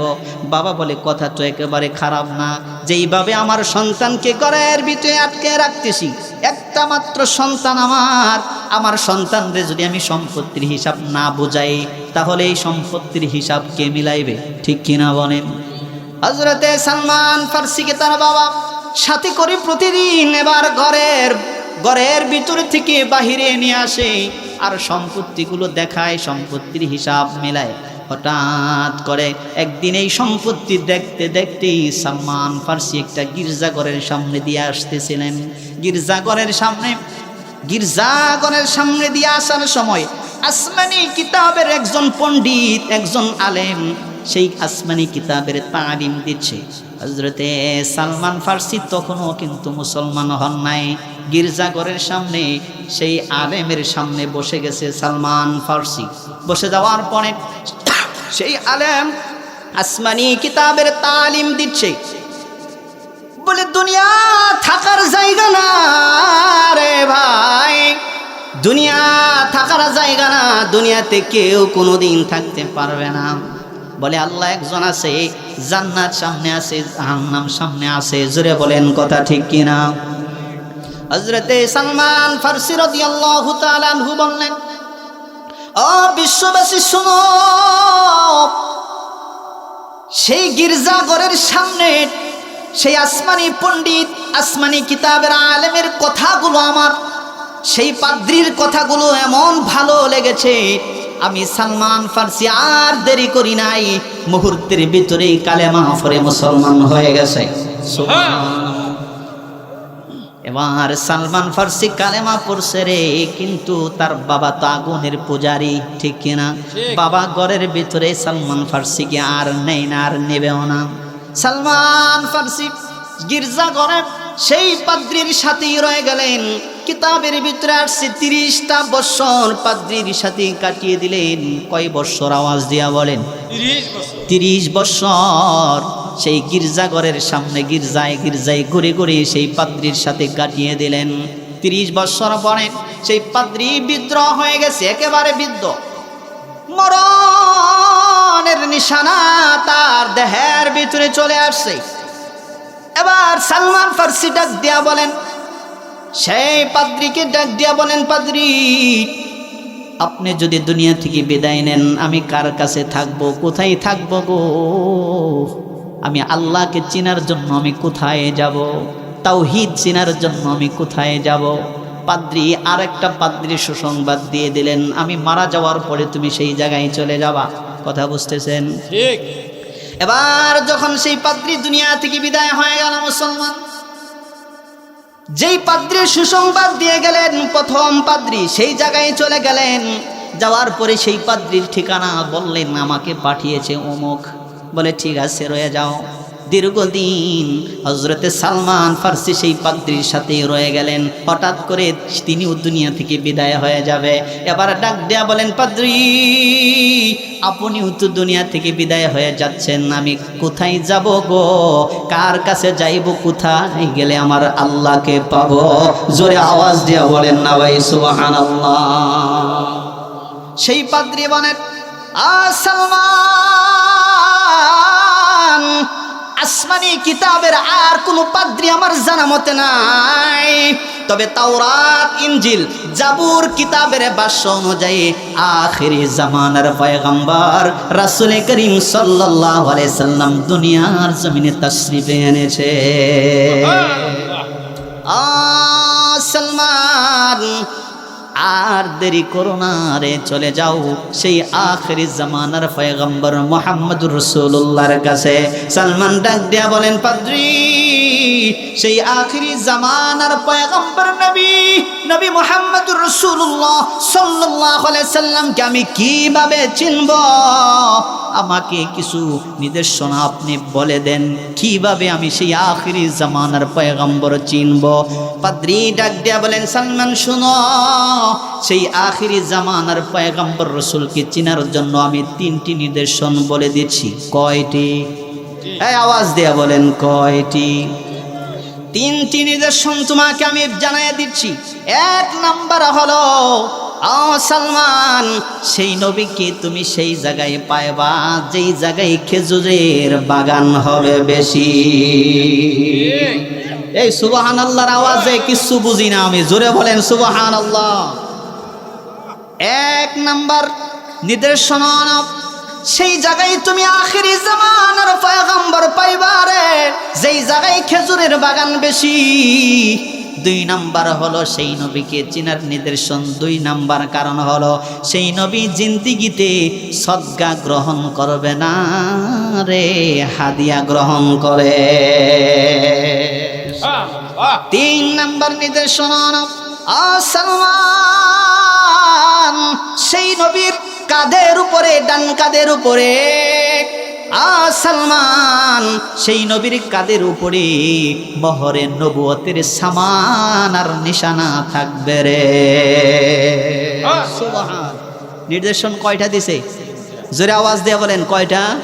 আল্লাহর নবীকে চিনার জন্য পাদ্রী সালমান ফার্সি রাদিয়াল্লাহু তাআলা আনহুকে 3টি নির্দেশন দিয়েছেন। 1 নাম্বার হলো সেই রাসূলকে তুমি সেই জায়গায় পাবা যেই জায়গায় খেজুরের বাগান বেশি। 2 নাম্বার নির্দেশন হলো সেই রাসূলকে চিনার জন্য বলে রাসূল জিন্দেগিতে সদকা গ্রহণ করবে না, হাদিয়া গ্রহণ করবে। 3 নাম্বার হলো সেই রাসূলকে চিনার 3 নাম্বার নির্দেশন হলো বলে তার কাঁধের উপরে মোহরে নবুয়তের সামানা থাকবে, নিশান থাকবে। সুবহানাল্লাহ, নিশান থাকবে। সুবহানাল্লাহ। এবার হযরত সালমান ফার্সি রাদিয়াল্লাহু তাআলা আনহু চললেন সেই ইরান দেশ থেকে মদিনা বহুদূর। আস্তে আস্তে করে হাঁটি হাঁটি করে সালমান ফার্সি চলতেছেন মরুভূমির উপর দিয়া। বলে ইরাকের জমিনে যখন আসছে রে, এক ডাকাত দলেরা হযরতে সালমান ফার্সিকে আক্রমণ করে অ্যারেস্ট করেছে। তৎকালীন সময়ের ভিতরে মানুষের বেচা কিনা হইতো রে ভাই। বৃদ্ধ সালমান ফার্সিকে ডাকাত দলের আক্রমণ করে অ্যারেস্ট করেছে। অ্যারেস্ট করে বাগদাদের বাজারে নিয়ে গেছে বিক্রি করার জন্য, কিন্তু বৃদ্ধ হওয়ার কারণে কেউ তার দাম জিজ্ঞাসা করে না রে ভাই। বৃদ্ধ হওয়ার কারণে কেউ রে ভাই তার দাম জিজ্ঞাসা করে না। হঠাৎ করে এক ব্যক্তি সেই মদিনা থেকে, সেই মিশরের বাজারে, মদিনা থেকে ইরাকের জমিনে সেই বাজারে যখন উঠছি, বৃদ্ধ মানুষ ডাকাত দলেরা তাকে নিয়ে বসে আছে বিক্রি করবে। জিজ্ঞাসা করে দাম কত? বলে সন্ধ্যা হয়ে গেল রে, একটা টাকাও কেউ দাম করে না, তুমি নিবা, যাই পারো তাই দিয়ে নিয়ে যাও। সুবহানাল্লাহ বলেন। বৃদ্ধ মানুষ সালমান ফার্সিকে বিক্রি করে দিল সেই মদিনা থেকে আসা মানুষের কাছে। সালমান ফার্সিকে ধীরে ধীরে মদিনার শহরে নিয়ে গেল। তার মালিক মদিনার ভিতরে যখন নিয়ে গেছে রে, বলে মদিনার ভিতরে খেজুরের বাগানের কাজের ভিতরে তারে লাগাইয়া দিছে। সুবহানাল্লাহ। সালমান ফার্সির মালিক ডাক দিয়া বলেন, সালমান তুমি বৃদ্ধ হয়ে গেছ, বাড়ি কাজ তুমি করতে পারবা না রে সালমান। খেজুরের বাগান পরিচর্যা করবা, খেজুরের বাগান দেখাশোনা করবা, এই কাজের ভিতরে সালমান ফার্সিকে লাগিয়ে দিয়েছেন। অরে মুসলমান, সালমান ফার্সি খেজুরের বাগানগুলো দেখে আর মালিকের শুকরিয়া আদায় করে। মালিক পাদ্রী আমাকে বলেছিল রে, যেই জায়গায় খেজুরের বাগান বেশি সেই জায়গায় আমার নবীকে পাওয়া যাবে। বিশ্ববাসী শোনো রে, প্রথম নিদর্শন পেয়ে গেলাম রে। আমার মনে হয় এই শহরের ভিতরে আমার নবী রাহমাতুল্লাহ আলামিন আছে। এই জোরে বলেন সুবহানাল্লাহ। প্রিয় ভাই আমার, এবার বাগানের ভিতরে কাজ করতেছে সালমান ফার্সি রাদিয়াল্লাহু তাআলা আনহু। একদিন হঠাৎ করে খেজুরের বাগানের খেজুর গাছের মাথায় হযরতে সালমান ফার্সি খেজুরের কাজ করার জন্য উঠেছে। বলে বাগানের নিচ দিয়া তার মালিকের ছেলে আর ছেলের বন্ধু বাগানের নিচ দিয়া হাইটা হাইটা যায়, আর একজনের সাথে আরেকজন বলা বলি করে। বলে মক্কা থেকে হিজরত করে আমাদের শহরে নাকি একজন নবী দাবিওয়ালা মানুষ আসছে রে, যার নাম নাকি মুহাম্মদ, যার বাবার নাম হলো আব্দুল্লাহ, যার মায়ের নাম হলো আমেনা। সালমান ফার্সি বুঝে গেলেন এই শহরের ভিতরেই আমার নবী আছে রে। হযরতে সালমান ফার্সি রাদিয়াল্লাহু তাআলা আনহু খেজুরের বাগান থেকে নেমে দুইটা খেজুর হাতে নিয়া মালিকরে ডাক দিয়ে বলেন, মালিক গো একটু সময় দিবেন নি, আমি মদিনার বাজারে যাইতে চাই। সুবহানাল্লাহ।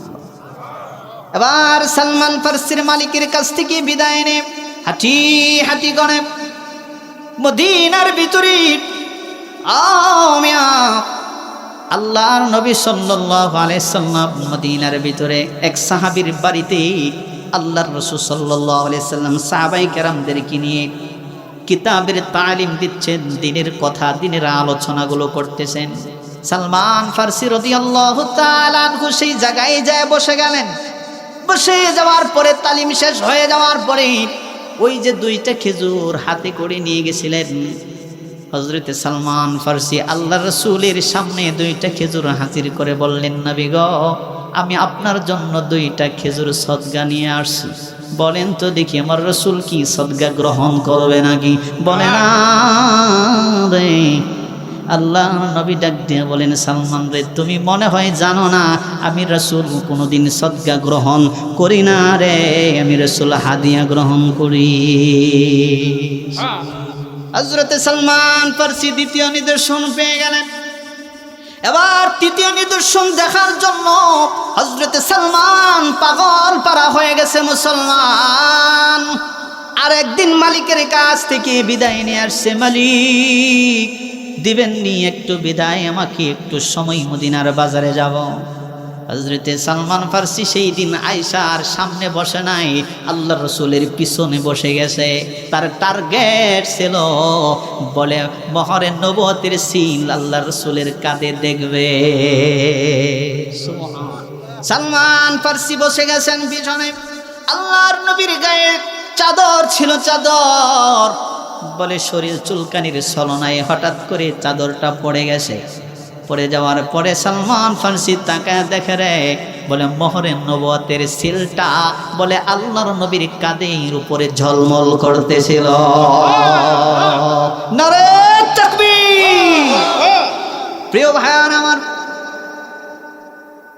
সালমান ফার্সি আর দেরি করে নাই, সঙ্গে সঙ্গে আল্লাহর রাসূলকে পিছনের দিক দিয়ে জড়িয়ে ধরে বলে মোহরে নবুয়তের সিল তার ভিতরে একটা চুমা লাগাইয়া দিছে।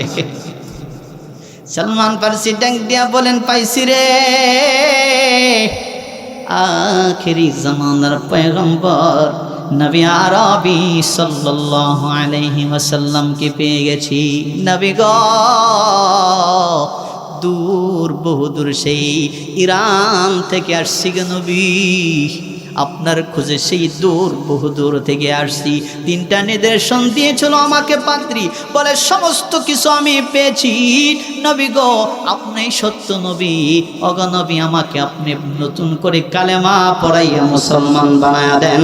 আল্লাহর নবী বললেন, ও সালমান, পড়ো লা ইলাহা ইল্লাল্লাহু মুহাম্মাদুর রাসূলুল্লাহ। জোরে বলেন সাল্লাল্লাহু। আমি লক্ষ্য করতেছেন কথা, বুঝলেন, বুঝতেছেন কথা? আর একটু সময় চলবে তো ইনশাল্লাহ। প্রিয় ভাইয়ার আমার, এবার সালমান ফার্সি যখন ধীরে ধীরে যখন সেই তার মনিবের বাগানের মনিবের বাড়িতে যখন গেছে, এই দিক দিয়া তার মালিক টার্গেট করে রাখছে, ইহুদি মালিক টার্গেট করে রাখছে, সালমান কই যায় রে, টার্গেট করে রাখছে। সালমানকে জিজ্ঞাসা করে, সালমান কই গেছিলা? বলেন তো মুসলমান কোনোদিন মিথ্যা বলে নাকি? বলে না রে। সালমান ফার্সি ডাক দিয়া বলেন, মালিক ও আমার মনিব, আমি গিয়েছিলাম আখিরি জামানার পয়গম্বর রাসূল করিম সাল্লাল্লাহু আলাইহি সাল্লামের দরবারে, আমি কালেমা পড়ে মুসলমান হয়ে গেছি।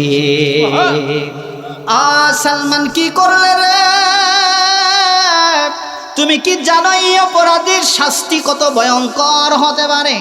সালমান ডাক দিয়া বলে, এটা মালিক, যতই নির্যাতন আপনি করেন না কেন, যত জুলুম অত্যাচার আপনি করেন না কেন, সমস্ত জুলুম অত্যাচার সহ্য করতে পারি রে, ঈমান দেব না, ঈমান দেব। সুবহানাল্লাহ। অত্যাচার শুরু হয়ে গেল।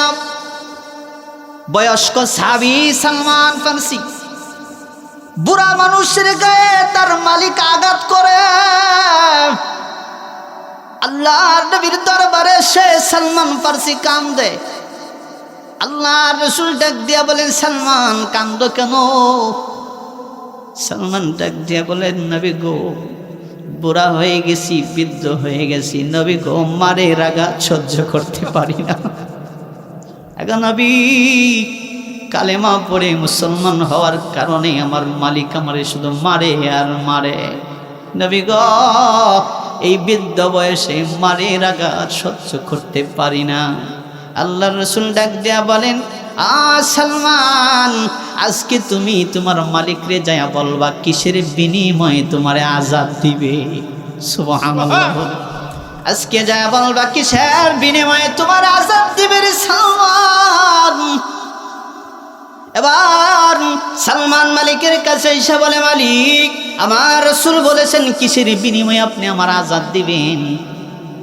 ইহুদি মালিক ডাক দিয়া বলেন, সালমান রে, একটা শর্তের বিনিময়ে আমি তোমার আযাব দিতে পারি। বলেন শর্ত কয়টা? আওয়াজ দিয়া বলেন কয়টা? একটা শর্তের বিনিময়ে। সালমান বড় খুশি হয়ে গেছে। মালিককে ডাক দিয়া বলেন, মালিক বলেন না গো, সেই একটা শর্ত কি? আমি আমার পয়গম্বরকে যা বলবো, বলেন না সেই শর্তটা কি? ইহুদি মালিক ডাক দিয়া বলেন, সালমান রে, শর্তটা হলো তোমার নিজের হাত দিয়া বলে তুমি 400 খেজুরের গাছ রোপণ করে দিতে হবে। কয়শো? এই আওয়াজ দেয়া বলেন কয়শো? বলে 400 খেজুরের গাছ রোপণ করে দেওয়া লাগবে সালমান। বলে শুধু তাই না, এই 400 খেজুরের গাছ রোপণ করে দেওয়ার পরে 1 বছরের মাথায় খেজুর ধরা লাগবে। 1 বছরের মাথায় খেজুর ধরা লাগবে। বলে একটা খেজুরের গাছ মারা গেলে শর্ত বাতিল, একটাতে খেজুর না ধরলেও শর্ত বাতিল। বলেন তো দেখি, শর্তটা সহজ না কঠিন?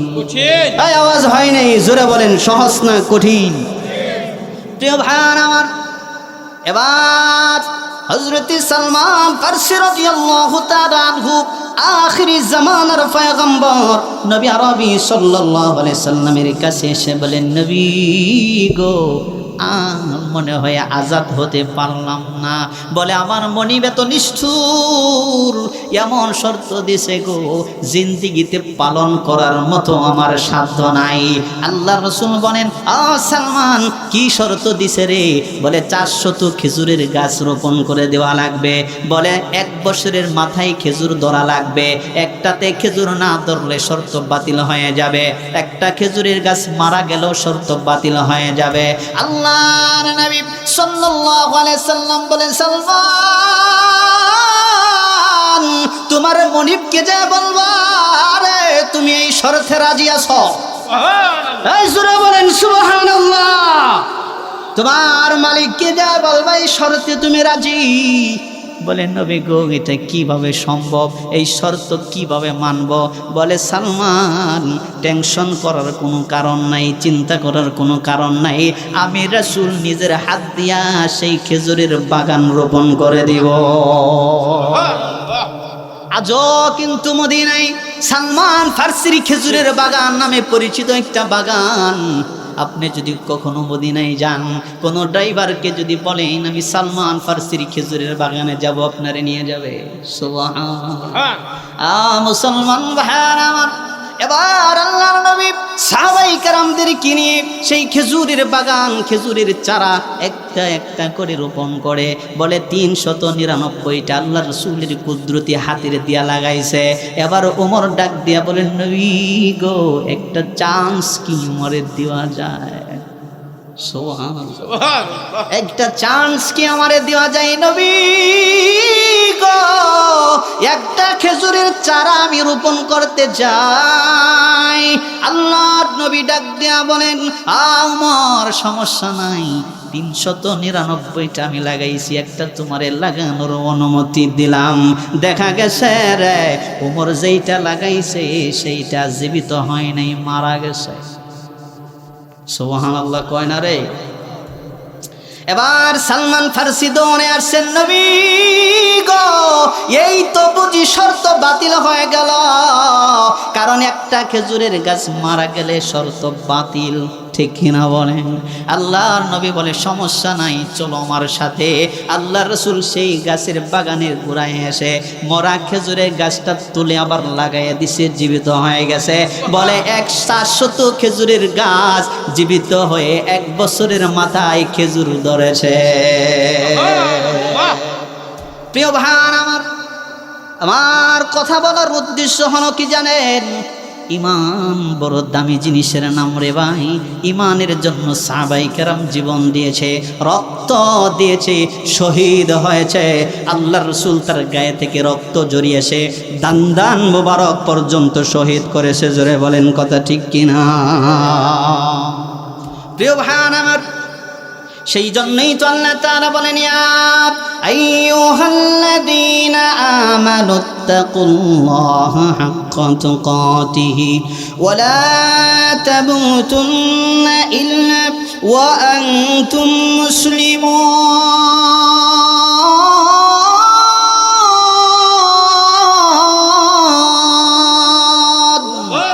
জোরে বলেন আল্লাহু আকবার। সেই ইমানদারদেরকে আল্লাহ তাআলা ডাক দিয়া মনে, ইমানদারেরা শোনো, আল্লাহকে ভয় করো, আল্লাহকে ভয় করো এবং মুসলমান না হয়ে মৃত্যুবরণ করিও না। আরে মুসলমান, আমাদের ভিতরে যদি আল্লাহর ভয় থাকে রে, ফজরের আজানের সময় বিছনায় ঘুমিয়ে থাকা সম্ভব না। কথা বলেন ঠিক কিনা? পর্দার আম্মা জানেরা, দিলের কানটা লাগাইয়া কথাগুলো বোঝার চেষ্টা করেন। যেই মার দিলের ভিতরে আল্লাহর ভয় আছে, বলে জোহরের নামাজ কাজের ভিতরে যাবে না, বলে আসরের নামাজ সংসারের কাজের ভিতরে যাবে না, ফজরের নামাজ বিছনায় যাবে না, বলে এশার নামাজ কইরা কোনোদিন বান্দা বিছানায় ঘুমাইবে না, ঠিক কিনা? তুমি আমি তো ঘুমাই রে, বনের পশু পাখিরা আমার মাওলার নামের জিকির করে, আমার মাওলাকে ডাকে আর বলে, উঠো মুমিন মুসলমান, ঘুমায় না আমরা পশু পাখি জেগে করি জিকির মাওলার। আরে আমরা তো ঘুমাই, ফজরের সময় মুয়াজ্জিনের কণ্ঠ থেকে আল্লাহু আকবারের আওয়াজ আসতেছে, আল্লাহু আকবার, আল্লাহু আকবার, আসসালাতু খায়রুম মিনান নাওম। ফজরের সময় মসজিদ থেকে আজানের ধ্বনি কানে আসে, আমরা তো ঘুমাই। আর বনের পশু পাখিরা আমার মাওলার নামের জিকির করে আর আমার মাওলারে ডাকে। জোরে বলেন সুবহানাল্লাহ। আর কি বলে? সবাই আমার সাথে বলেন, ওঠো মুমিন মুসলমান ঘুমায় না আর, আমরা পশু পাখি জেগে করি জিকির মাওলার। পশু পাখি গাছের ডালে ডাকে বারবার, রোজ হাসরে নিদান কালে মানুষ, রোজ হাসরে নিদান কালে মানুষ কেমনে হইবা পার। এই আওয়াজ দিয়া বলেন ঠিক কিনা? প্রিয় ভাইয়ার আমার, আমরা তো ঘুমাই, বনের পশু পাখিরা আমার মাওলার নামের জিকির করে আর আমার মাওলারে ডাকে। ও মিয়া, একটা বার কি কোনোদিন চিন্তা করে দেখছেন নি? ও মিয়া, মরণ আসবে, মরণ হবে, অবশ্যই যার দেহে প্রাণ আছে তাকে মৃত্যু স্বাদ গ্রহণ করা লাগবে। কিন্তু মুসলমান, ও মুসলমান, যার মায়াই, যার ভালোবাসাই, যার মহাব্বতে পড়ে আমার মালিক আল্লাহকে আপনি বলে আছেন, ও মিয়া, আজকে দুনিয়ার জমিন থেকে যদি মালাকুল মওত আজরাইল আমাদের জানটা কবজ করে নিয়ে যায়, আমাদের নাম হয়ে যাবে লাশ, একটা দিনের জন্যও ঘরের ভিতরে রাখবে না। এই কথা বলেন ঠিক কিনা? প্রিয় ভাইয়ার আমার, শুধু কি তাই না, একটুবার যদি দিলের কানটা লাগাই আপনি কথাগুলো বুঝেন, বুঝার চেষ্টা করেন। যে ঘরের ভিতরে আপনি ঘুমাইতেন, বলে সেই ঘরের জায়গায় ঘর থাকবে রে, কিন্তু ভারীওয়ালা থাকবে না, ঠিক কিনা বলেন? এই যে পাশেই কবরস্থান, বলে একটা সময় গেছে রে, তাদেরও ঘর ছিল, সংসার ছিল, বিবি বাল বাচ্চা ছিল, পেরেশানি ছিল, ঠিক কিনা বলেন? তাদেরও তো একটা সময় ব্যবসা ছিল রে, পেরেশানি হাল অবস্থায় জিন্দিগি কাটাইছে, কিন্তু দেখেন এখন নাই, ঠিক কিনা বলেন? প্রিয় ভাইয়ার আমার, এখন আমাদের সংসার আছে, বিবি বাল বাচ্চা আছে, পেরেশানি আছে, ব্যবসা প্রতিষ্ঠান আছে, বলে যেই জায়গায় তুমি ঘুমাইতা সেই জায়গায় ঘরের জায়গায় ঘর থাকবে, যেই খাটে তুমি ঘুমাইতা খাটের জায়গায় খাট থাকবে রে, কিন্তু ভারীওয়ালা থাকবে না। এই কথা বলেন ঠিক কিনা? যেই পোশাক তুমি পরতা আলনায় সেই পোশাক ঝোলানো আছে রে, কিন্তু ভারীওয়ালা নাই। কথা বলেন ঠিক কিনা? বলে যেই প্লেটে তুমি খানা খাইতা, ও মা, তোমার স্বামীকে যেই প্লেটে তুমি খানা বেড়ে দিতা রে, সেই প্লেটের জায়গায় আছে, চেয়ারের জায়গায় আছে, বলে আলনা আলনার জায়গায় আছে, বলে খাটের জায়গায় আছে রে, কিন্তু ভারীওয়ালা না। সেজন্যই আমি বলি, ভারীওয়ালা নাই রে বাড়ি, নাই রে দুনিয়াতে, ভারীওয়ালা নাই রে বাড়ি, নাই রে দুনিয়াতে, চোখেরই পলকে তুমি হতে পারো লাশ। কথা কয় না? চোখেরই পলকে তুমি হতে পারো লাশ, চিরতরে বন্ধ হবে তোমারই নিঃশ্বাস, হবে আলাম তোমারই নাম মসজিদের মাইকে, হবে আলাম তোমারই নাম মসজিদের মাইকে, ভারীওয়ালা নাই রে বাড়ি, নাই রে দুনিয়াতে, ভারীওয়ালা নাই রে বাড়ি, নাই রে দুনিয়াতে, ঠিক কিনা? তোমার বয়ে থাকতো মানুষ ছিল বাহাদুরি, ভাবনি হাওয়ায় ওরা তুমি যে রঙিন ঘুরি। তোমার বয়ে থাকতো মানুষ ছিল বাহাদুরি, ভাবনি হাওয়ায় ওরা তুমি যে রঙিন ঘুরি, সুতোই টান দিলে মারি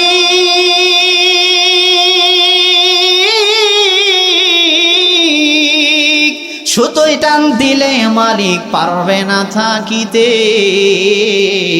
বাড়িওয়ালা নাই রে বাড়ি, নাই রে দুনিয়াতে, বাড়িওয়ালা নাই রে বাড়ি,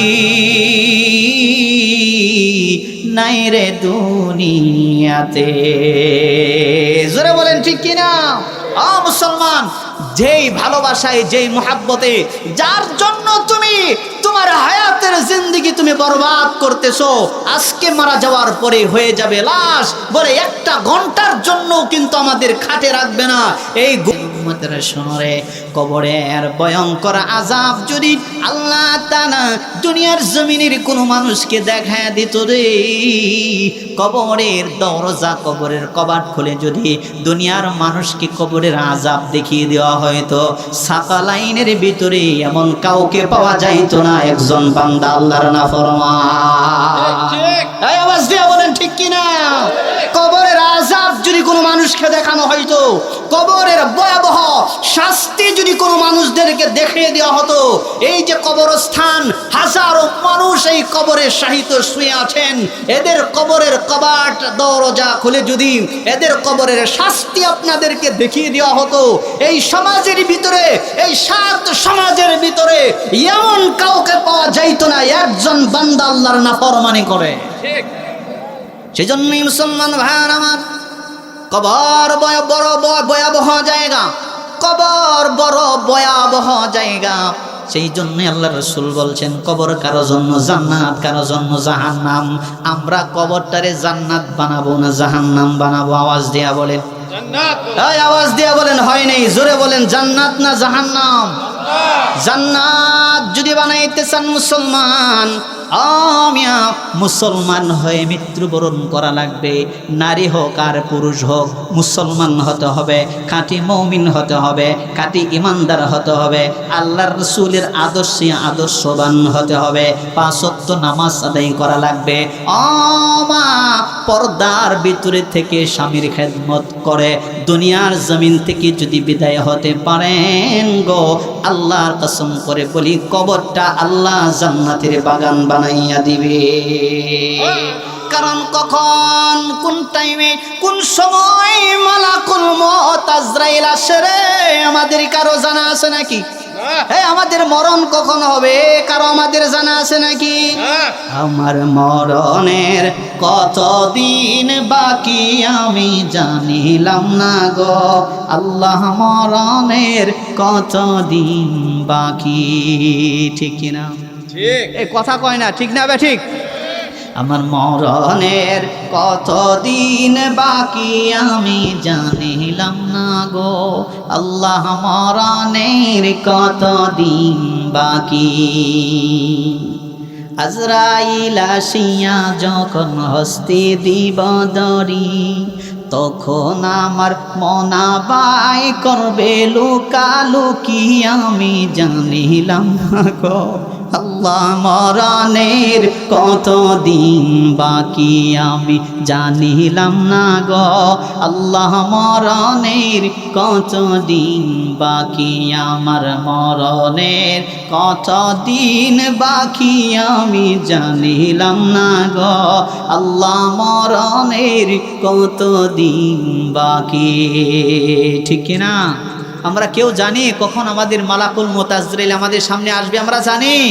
দোয়া করবেন বাবা, যেন ইমানটা নিয়ে আমরা কবরে যাইতে পারি, আল্লাহ রসুলের খাঁটি উম্মত হয়ে যেন আমরা কবরে যাইতে পারি। মা, কলিজার টুকরা আম্মা জানারা নিয়ত করবেন, পর্দার ভিতরে থেকে 5 ওয়াক্ত নামাজ পড়ে স্বামীর খেদমত করে যেন দুনিয়ার জমিন থেকে বিদায় হতে পারেন। আল্লাহ তাআলা যেন তৌফিক দান করেন। বলে যদি 5 ওয়াক্ত নামাজ পড়ে পর্দার ভিতরে থেকে কোনো মা, কোনো মহিলা, কোনো বোন যদি 4টা কাজ করতে পারে, বলে সে পর্দার ভিতরে থাকবে, স্বামীর খেদমত করবে, তারপরে 5 ওয়াক্ত নামাজ পড়বে, রমজান মাসের রোজা রাখবে। এই 4টা কাজ যদি কোনো নারী, কোনো মা, কোনো মহিলা করে, তাহলে জান্নাতের যে কোনো দরজা দিয়ে সে ভিতরে জান্নাতের ভিতরে ঢুকতে পারবে। সুবহানাল্লাহ। প্রিয় ভাইয়ারা আমার, কলিজার টুকরা আব্বাজানেরা, যুবক ভাইয়ারা, আপনারা যারা এখানে আছেন, অসংখ্য মানুষ, আলহামদুলিল্লাহ অনেক মানুষ এখানে বসছেন। আমরা তো কেউ দুনিয়াতে থাকবো না, ঠিক কিনা বলেন? আজ হোক কাল হোক আমাদেরকে দুনিয়া ছেড়ে যাইতে হবে। আমরা যেন ঈমানটা নিয়ে যাইতে পারি, আল্লাহ যেন তৌফিক দান করেন। কারণ কিতাবের ভিতরে আসছে, কোনো মানুষ যদি ঈমান নিয়ে কবরে যায়, আল্লাহ তাআলা তারে জান্নাত দিয়ে দিবেন। সুবহান। আর ঈমান হারা হয়ে যদি কেউ কবরে যায় বাবা, তাহলে কিন্তু রেহাই নাই, ঠিকানা হয়ে যাবে জাহান্নাম। ঠিকানা কোথায় হয়ে যাবে? জাহান্নাম হয়ে যাবে। সেজন্য আল্লাহ তাআলা ঈমান এবং আমল নিয়ে আমাদেরকে কবরে যাওয়ার তৌফিক দান করুন। জোরে মুহাব্বতে চিল্লায়া বলেন আমিন। আল্লাহ তাআলা কবুল করুন, জোরে বলুন আমিন। এই অত্র এলাকাবাসীদেরকে আল্লাহ কবুল করুন। বিশেষ করে যারা এই প্রোগ্রামের আয়োজন করেছেন, হ্যাঁ, মাহমুদনগর ঈদগাহ ময়দান জামে মসজিদও কলিজার টুকরা যুবক ভাইরা যারা অক্লান্ত পরিশ্রমের মাধ্যমে এই প্রোগ্রামকে সাজিয়েছেন, এই মাহফিলকে সাজিয়েছেন, আল্লাহর কাছে প্রাণ ভরে দোয়া করব, আল্লাহ এই প্রোগ্রামের খাতিরে অত্র এলাকার সকলের তামাম জিন্দিগির গুনাহ মাফ করে দাও, আমিন। আর যারা কবরে শুয়ে গেছেন, এখানে এই আমাদের পাশেই গুরুস্থান, কবরস্থান, যারা কবরে শুয়ে গেছেন, আজকে এদের জন্য প্রাণ খুলে দোয়া হবে, মন খুলে দোয়া হবে। আল্লাহ তাআলা প্রত্যেকটা এই কবরবাসীর গুনাহ মাফ করে কবরগুলা যেন এই প্রোগ্রামের খাতিরে আল্লাহ তাআলা মাফ করে কবর জান্নাতের বাগান বানায় দেয়, আমিন। জোরে মুহাব্বতে বলেন আমিন।